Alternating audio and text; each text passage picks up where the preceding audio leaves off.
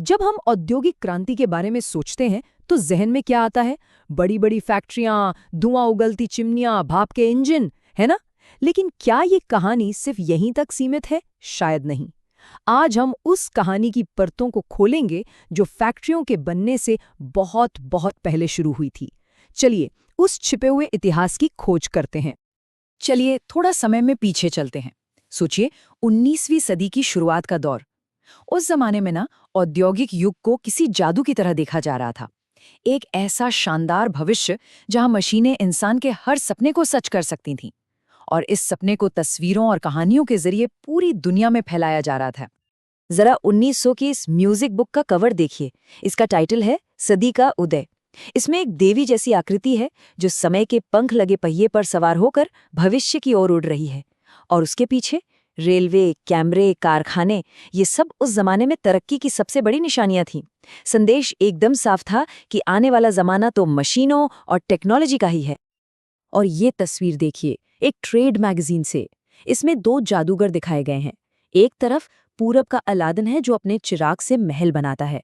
ये एक तरह से अतीत के जादू का प्रतीक है। और दूसरी तरफ है पश्चिम का एक मैकेनिक जो अपने औजारों से बड़े बड़े पुल और इमारतें बना रहा है। ये तस्वीर ना सीधे सीधे कह रही थी कि देखो, पश्चिम का विज्ञान पूरब के पुराने जादू से कहीं ज्यादा ताकतवर है। ये तस्वीरें एक बड़ी शानदार कहानी बताती हैं, इसमें कोई शक नहीं। लेकिन सवाल ये है कि क्या यही पूरी सच्चाई है? क्या औद्योगिकरण बस एक दिन एक धमाके की तरह हो गया, या इसकी जड़ें कहीं और बहुत ज्यादा गहरी थीं? चलिए अब असली कहानी की तरफ बढ़ते हैं।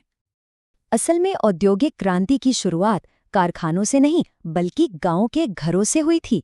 हाँ, बिल्कुल सही सुना। चलिए एक ऐसे दौर में चलते हैं जिसे इतिहासकार कहते हैं आदि औद्योगिकरण, यानी कारखानों के आने से भी पहले का औद्योगिक दौर। तो ये आदि औद्योगिकरण आखिर था क्या?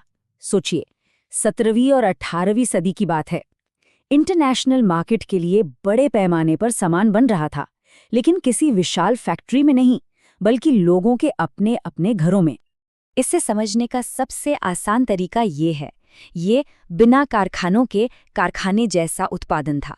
मतलब एक ऐसी व्यवस्था जिसने प्रोडक्शन का पूरा तरीका ही बदल दिया, वो भी बिना एक भी फैक्ट्री बनाए। कमाल है ना? तो सवाल उठता है कि ये सिस्टम काम कैसे करता था और इसकी जरूरत क्यों पड़ी? देखिए, शहर के जो व्यापारी थे वो गांवों की तरफ जा रहे थे। क्यों? क्योंकि शहरों में थे शक्तिशाली ट्रेड गिल्ड जो किसी नए व्यापारी को घुसने ही नहीं देते थे। और दूसरी तरफ गांव के किसान, वो इस काम के लिए तैयार थे क्योंकि उनकी जमीनें कम हो रही थीं और उन्हें खेती के अलावा कमाई का एक और जरिया चाहिए था। और ये एक ऐसा काम था जिसे पूरा परिवार मिलकर अपने घर पर ही कर सकता था। तो इस तरह से शहर और गांव एक दूसरे से एक बहुत मजबूत नेटवर्क में जुड़ गए। अब देखते हैं कि कैसे घरों में फैला ये नेटवर्क पूरी दुनिया के बाजारों के लिए सामान तैयार कर रहा था। जरा इस तस्वीर को देखिए। ये 18वीं सदी के एक परिवार की है। सब मिलकर सूत काट रहे हैं।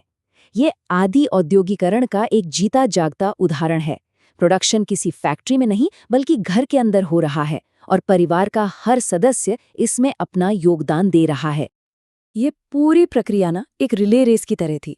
एक व्यापारी पहले ऊन खरीदता, फिर उसे सूत काटने वालों तक पहुंचाता। वहां से वो धागा जाता बुनकरों के पास, फिर वहां से कपड़ा धुलाई और रंगाई के लिए आगे बढ़ता।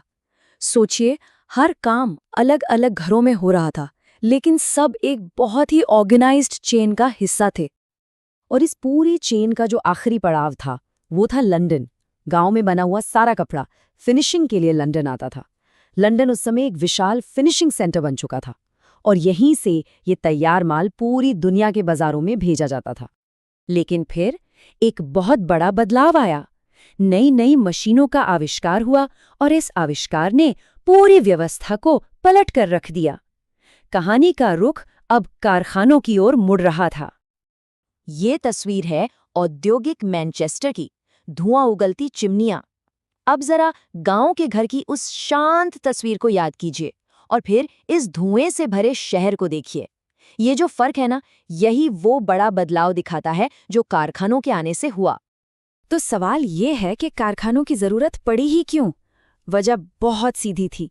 नई मशीनें इतनी बड़ी और इतनी महंगी थीं कि उन्हें किसी के घर में तो लगाया नहीं जा सकता था। इन मशीनों को एक साथ एक छत के नीचे लाने के लिए एक नई जगह चाहिए थी, और बस वही जगह कहलाई कारखाना। और फिर आए रिचर्ड आर्कराइट, जिनकी सूती मिल ने तो जैसे सब कुछ बदल ही दिया। पहली बार ऐसा हुआ कि उत्पादन का हर एक कदम, मतलब कताई से लेकर बुनाई तक, सब कुछ एक ही छत के नीचे आ गया। अब सोचिए, हर चीज पर नजर रखना, क्वालिटी को कंट्रोल करना और मजदूरों का मैनेजमेंट करना, सब कितना आसान हो गया था। इसने तो वाकई खेल ही पलट दिया। तो इस पूरी कहानी से हम क्या सीखते हैं? सार यही है कि औद्योगिक क्रांति कोई एक दिन में हुई घटना नहीं थी। नहीं, ये एक बहुत लंबी यात्रा थी। ये टाइमलाइन पूरी कहानी को बड़े अच्छे से समझाती है। ये यात्रा 17वीं सदी में आधि औद्योगिकरण से शुरू हुई, फिर 1730 के दशक में पहले कारखाने आए, और 19वीं सदी की शुरुआत होते होते कारखाने इंग्लैंड के हर कोने में नजर आने लगे। और यही इस पूरी बातचीत का सबसे बड़ा सबक है कि औद्योगिकरण एक घटना नहीं, बल्कि एक यात्रा है। एक ऐसी यात्रा जो शांत गांव के घरों से शुरू हुई और धुआं उगलते कारखानों तक पहुंची। और ये सवाल हमें आज के दौर में लेकर आता है। उस समय मशीनें तरक्की का प्रतीक थीं, आज शायद हमारे लिए आर्टिफिशियल इंटेलिजेंस और ऑटोमेशन वही भूमिका निभा रहे हैं। लेकिन क्या तकनीकी तरक्की की कहानी हमेशा उतनी सीधी होती है जितनी हमें लगती है? इतिहास हमें यही सिखाता है कि हर कहानी की कई परतें होती हैं। शायद हमें भी आज की प्रगति को थोड़ा और गहराई से देखने की जरूरत है।